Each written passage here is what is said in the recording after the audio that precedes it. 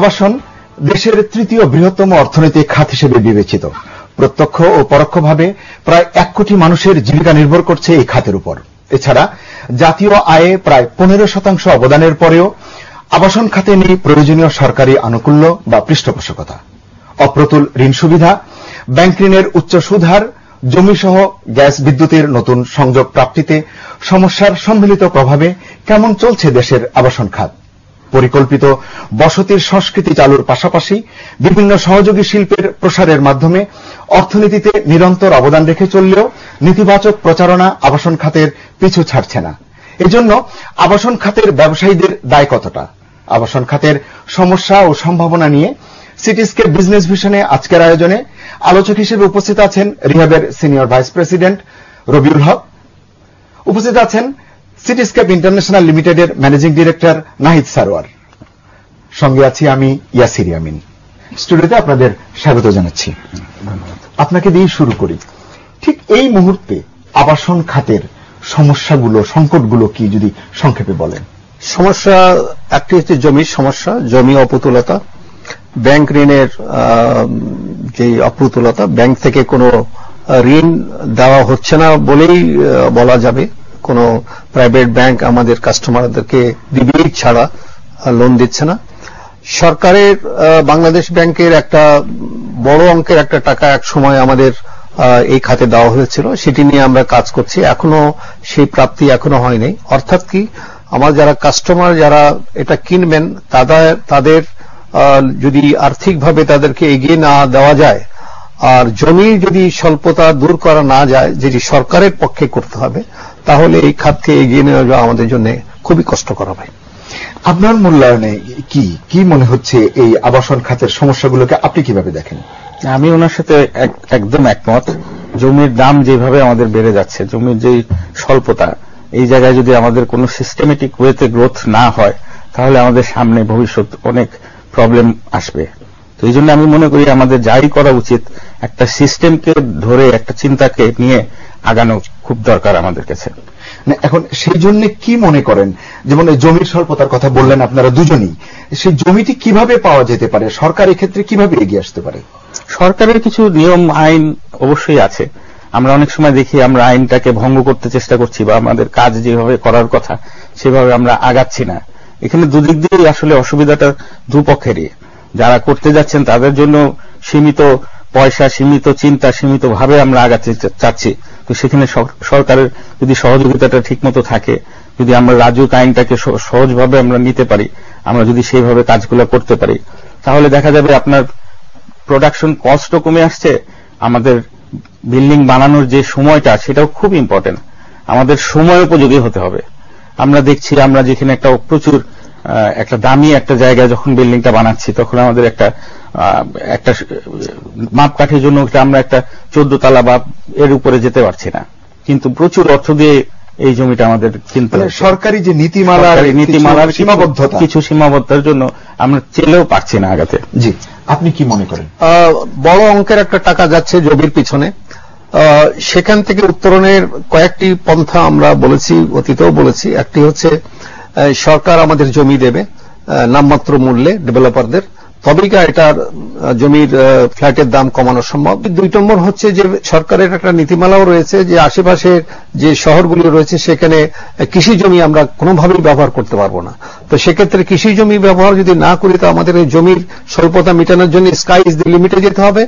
আর আরেকটি যেটি সম্ভাবনা রয়েছে, আমাদের ঢাকা শহরের চারপাশে 4টি মূল নদী রয়েছে। সেই নদীর চারপাশ দিয়ে যদি আমাদেরকে সরকার এই জমিগুলি অধিগ্রহণ করে আমাদেরকে দেয়, তাহলে জমি যেরকম প্রাপ্তির আমাদের সম্ভাবনা এবং প্রাপ্তির ব্যাপারে আমাদের সুযোগ হয়ে যাবে। আরেকটি হচ্ছে এই নদী দখল করার থেকে আমরা পরিত্রাণ পাবো। আমরা জানি যে 2009 সালেই সরকার ঢাকার আশপাশে, এই নদীগুলোর আশপাশে আপনার 4টি স্যাটেলাইট সিটি নির্মাণের পদক্ষেপ নিয়েছিল। জানি না এর অগ্রগতি কতদূর হয়েছে। আপনার কি মনে হয় যে এটি ডেভেলপার, বেসরকারি ব্যবসায়ী যারা আছেন, আপনারা যারা ব্যবসায়ী আছেন, এটি আপনাদেরকে স্বল্প মূল্যে জমি অ্যাকোয়ার করে অধিগ্রহণ করে দিয়ে দিলে ভালো হবে, না সরকার যেভাবে করছে সেভাবে ভালো হবে? না, আমাদের তো কিছু সিস্টেম আছে। আমরা যেটা চাচ্ছিলাম আসলে, একটা জমি আমরা দেখছি পূর্বাচল বা এদিকে যে গ্রোথটা হচ্ছে, আসলে কি হচ্ছে? কিছুই হচ্ছে আসলে হচ্ছে না। আমরা মুখে মুখে অনেক কিছু বলছি, এখনো কিন্তু মানুষ সেই গুলশান বলেন, বাড়িধারা বলেন, আপনার অনেক বছর পার হয়ে গেছে, অনেক বছর পার হয়ে গেছে। গ্রোথটা আসলে হচ্ছে না কেন? বিকজ যারা ইনভেস্টমেন্ট করছে তাদের সিকিউর চিন্তা করতে হয়। সেইখান থেকে একটা ইনভেস্টমেন্ট করে একটা বিল্ডিং থেকে পয়সাটা যদি রিটার্ন না আসে, সেখানে যদি আবাসনটা সেভাবে তৈরি না হয়, সেই জায়গাটায় তো তাহলে একটা ডেভেলপ করে কোনো লাভ হয় না, অর্থনীতিতে টাকাটা ঘুরে আসে না। জনাব রবিউল হক বললেন যে স্কাই ইজ দ্য লিমিট। আমরা জানি যে ভার্টিক্যাল ভিলেজ বলে একটি টার্ম আছে। আমরা 100 পরিবার বাস করে এমন একটি গ্রামে বসতবাটির পেছনেই যাচ্ছে 127 হেক্টর জমি, কিন্তু এই 100 পরিবারকে ভার্টিক্যাল ভিলেজে রাখা যাচ্ছে মাত্র 3 হেক্টর জমিতে, অর্থাৎ অনেক জমি আমরা ফেরত পেতে পারি। সেক্ষেত্রে আমরা যদি, আপনি কি মনে হয় যে অথচ এর বিপরীতে আমরা জানি সরকার বা রাজুক বা গণপূর্ত মন্ত্রণালয় বলছে যে বিমান চলাচলের সুবিধার জন্য 111টি ভবন ভাঙতে হবে, ওই ভবনকে এত তলা ফেলে দিতে হবে, তাহলে কি সমাধানটা কোথায়? আসলে আমরা যদি একটু দেখি যে সারা পৃথিবীর উন্নতিটা কোথায় কিভাবে হয়েছে। আমাদের হিউম্যান সোসাইটিতে আমাদের বাসস্থান মাস্ট, আমাদের মৌলিক অধিকারের অনুযায়ী আমাদের থাকতে হয়। এখন সেটা অফিসই হোক আর সেটা বাসাই হোক, আমাদের সেই গ্রোথটা আমরা কোথায় থাকবো? আমাদের তো মানুষ বেড়ে যাচ্ছে, প্রোডাকশন বাড়ছে, জমি তো বাড়ে না, তাহলে আমরা যাব কোথায়? এক সময় তো দেখা যাবে আমাদের পুরা পৃথিবী শেষ হয়ে গেছে। ভার্টিক্যাল গ্রোথ ছাড়া পৃথিবীতে কোনো দেশ উন্নতি করতে পারেনি। আজকে আমাদের যে কোনো একটা দেশের সিঙ্গাপুর, হংকং, আপনি বলেন যে মালয়েশিয়া আজকে কিছুই ছিল না কিছু বছর আগেও, তাদের গ্রোথটা কিভাবে হয়েছে? এখানে আপনার আসলে কি, আমি আবারও আসবো, কোন একটা কাজ করতে গেলে একটা সিস্টেম খুব দরকার, পরিকল্পিত ভাবে আগানো আমাদের নেসেসিটি হয়ে গিয়েছে। আমাদের যে অবক্ষয়গুলো দেখছি, আমার মনে হচ্ছে পরিকল্পিত একটু প্ল্যানিং ওয়াইজ যদি আমরা আগাতে পারি, তাহলে আমাদের সামনে প্রচুর ফিউচার, অনেক ব্রাইট। তো এই জায়গাতে যেমন বেসরকারি উদ্যোক্তা আবার সরকারি উদ্যোগ, এই দুটোকে আমরা দেখছি যে রাজুকের কথা এসছে আলোচনায়, দেখা যাচ্ছে যে যেখানে একজন বেসরকারি উদ্যোক্তা হাউজিং ব্যবসা করছেন, রাজুকও ব্যবসা করছে, তাহলে নিয়ন্ত্রক বা রেগুলেটর কি করে ব্যবসায়ী হিসেবে প্রতিদ্বন্দ্বিতায় নেমে একটি সুষ্ঠু পরিবেশ এখানে আনতে পারবে? এখানে আপনার পরিবেশ বা আপনার যে কাজটা আমরা করছি, সেটা কিন্তু আমরা রাজুকের নিশ্চয়ই আইন আছে, বিএনবিসি কোড আছে, আমরা অনেকে দেখছি, অনেকে আমরা সেই আইনটাকে মেনেও চলছি, কেউ কেউ অবাধ্য ভাবে কেউ চেষ্টা করছেন সেটাকে ম্যানিপুলেট করে কোনোভাবে কাজটাকে শেষ করে ফেলা তাড়াতাড়ি। এখানে রেগুলেটরি বোর্ডের আমি মনে করি যে আমাদের যদি সিস্টেমটা আবারও, আমরা যদি কাজের যে মাপকাঠি আছে সেটা যদি আমরা প্রপারলি মনিটরিং করি, তাহলে অনেক সাশ্রয় হবে। জি, রাজুকের এই যে প্রতিদ্বন্দ্বিতার ভূমিকায় এটিকে কি? এটি অনেক পুরনো কথা। রাজুক কখনোই নিয়ন্ত্রক এবং রেগুলেটরি বডি ছাড়া রাজুকের অন্য কাজে যাওয়া উচিত না। রাজুক যেভাবে বিল্ডিং বানানোর ব্যবসা করছে, জমি দেওয়ার ব্যবসা করছে, 3 কাঠা 5 কাঠা 10 কাঠা, it has to be stop, it has to be immediately stop.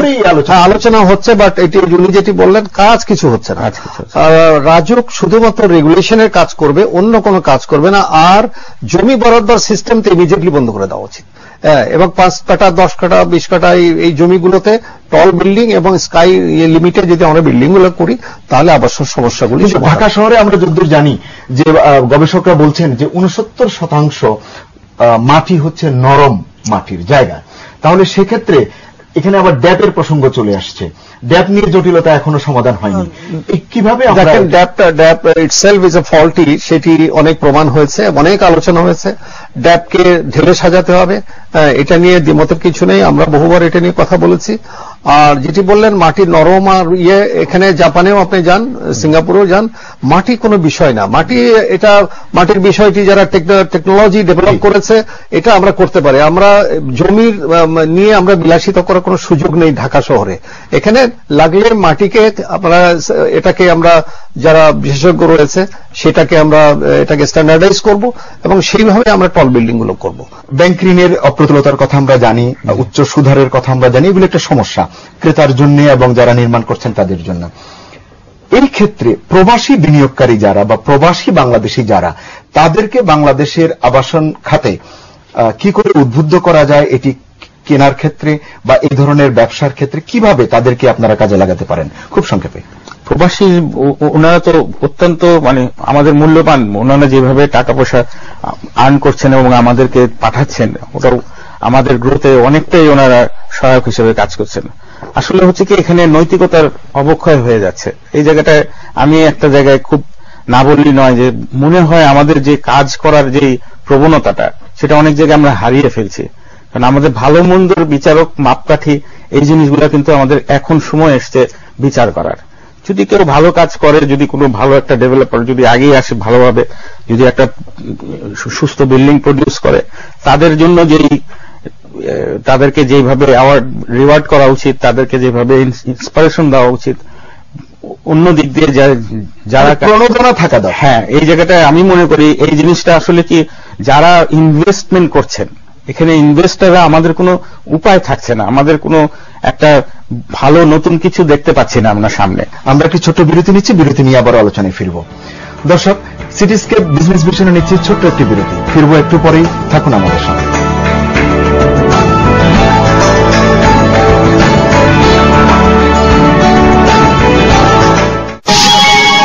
আপনারা দেখছেন সিটিস্কেপ বিজনেস ভিশন।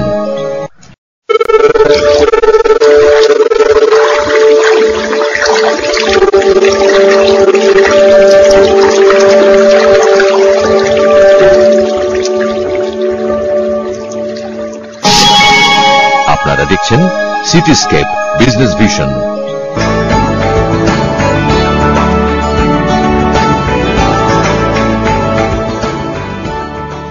আবারও স্বাগত, দেখছেন সিটিস্কেপ বিজনেস ভিশন।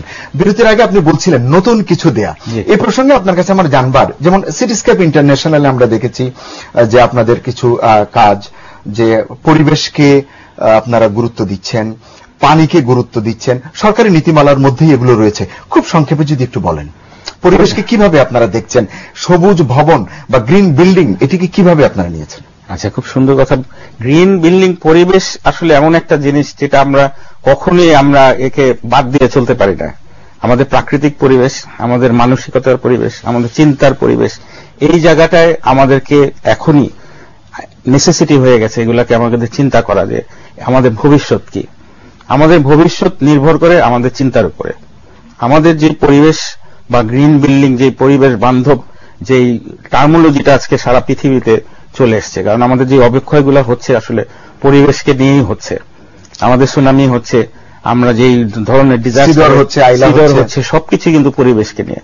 এই পরিবেশটাকে যতটুকু ভাবে আমরা না ক্ষতি করছি, আমরা মানুষ হিসেবে যেভাবে ক্ষতি, আপনি কি বলবেন একটি ভবন নির্মাণের মধ্য দিয়ে পরিবেশকে আমরা কিভাবে অ্যাড্রেস করতে পারি? পরিবেশটাকে কন্ট্রোল করতে গেলে আপনার কিছু নিয়ম নীতি, আবারও আমি আসছি, আমরা যে কাজটা করছি এটা হলো আমরা একটা সার্টিফিকেশনের জন্য কাজ করছি, যেটা বলে সারা পৃথিবীতে লিড, LEED, এটা স্ট্যান্ডস করে leadership in energy and environmental design. একটা বিল্ডিং তৈরি করতে গেলে এই ডিজাইনটাকে মাথায় রেখেই করতে হবে। এই গ্রিন বিল্ডিং এর প্রথম কথাটা আমি করে জানাতে চাচ্ছি যে এখানে মেইনলি আপনার এনার্জি, আমাদের যে পরিমাণ ইলেকট্রিসিটি আমরা খরচ করি, যে পরিমাণ আমরা ওয়াটার খরচ করি একটা বিল্ডিং এ, সেটাকে কিভাবে কমিয়ে অল্প খরচের মধ্যেই আমরা বিল্ডিংটাকে অপারেট করতে পারি, এটাই হলো মূল উদ্দেশ্যটা। সেটা আপনারা কতটা করতে পারছেন বলে মনে করেন? লিডের ক্রাইটেরিয়া যেটা আমি বললাম, এদের একটা মাপকাঠি আছে, এটা 4টা রকম লেভেলে সার্টিফিকেশন করে। এটা পুরোপুরি আপনারা মানছেন? এটা আমরা 100% মেনে চলছি এই সার্টিফিকেশনটা। জি, এই গ্রিন বিল্ডিং এর বিষয়ে আপনি কি বলবেন? যেমন আমরা জানি আপনার হংকং এর একেবারেই কেন্দ্রস্থলে আমরা যদি HSBCর যদি প্রধান কার্যালয় দেখি, এখানে যতগুলো অফিস আছে প্রতিটি অফিস প্রাকৃতিক আলো ব্যবহার করে। এখানে বিদ্যুৎ ব্যবহার হয় সৌরশক্তি দিয়ে। আমাদের দেশে কবে আমরা এই ধরনের আপনার ন্যাচারাল রিসোর্স থেকে আমরা এগুলো করতে পারবো এবং আমাদের যে বিদ্যুতের যে ক্রাইসিস, এ থেকে আমরা অন্তত নিজেরা মুক্তি পাবো, সরকারকেও মুক্তি দিতে পারবো? ধন্যবাদ চমৎকার প্রশ্নটি করার জন্য। আমার উনি যেটি বললেন সেটি হচ্ছে যে লিড সার্টিফিকেটের যে বিষয়টি এসছে, আমরা অনেক আগেই আমরা পরিবেশ বান্ধব, আপনারা জানেন আমাদের রিহ্যাবের একটা স্লোগান আগে থেকেই আছে, পরিবেশ বান্ধব স্বপ্নীল আবাসন।